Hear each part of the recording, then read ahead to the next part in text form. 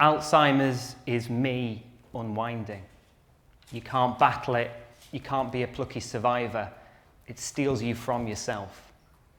That's how the author Terry Pratchett described what having dementia feels like.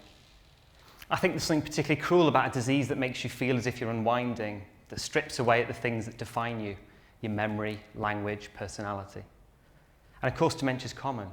For every 3-minute thesis we've heard today, somebody's diagnosed with dementia in the UK.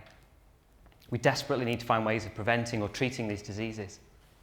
Terry Pratchett was hopeful about that. He said dementia is a physical disease. It will fall to a physical cure. He said there's time to kill the demon before it grows.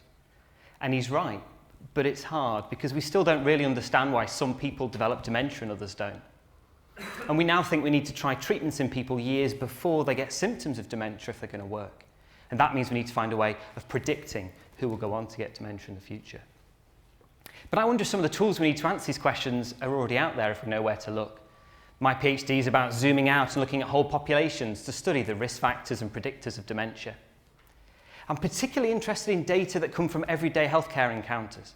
Every time somebody goes to see their GP or gets admitted to hospital or dies, that information is stored and coded. If we can harness that information and link it together, we create a picture of somebody's life in terms of their health and disease. One example of this is the Sale data bank in Wales. What they've done there is amazing. They managed to get GP data for pretty much the whole country and then link it to hospital and death data and make it available for researchers to use. Having access to an entire country's health data allows us to do this sort of study we just couldn't do otherwise. So for my PhD, I worked with these Welsh data to do something called a medication-wide association study, where we looked at all prescription medicines and their relationships with dementia. And when we ran the analyses, something pretty surprising came out. Of the hundreds and hundreds of drugs that we looked at, only 4 were associated with a reduced risk of getting dementia. And they were all vaccines. We need to explore why that might be. And many drugs were associated with an increased risk of dementia, some we expected, but some we didn't. And those drugs grouped into certain areas. These were drugs being given for things like urinary symptoms, sleep problems, anxiety, acid reflux.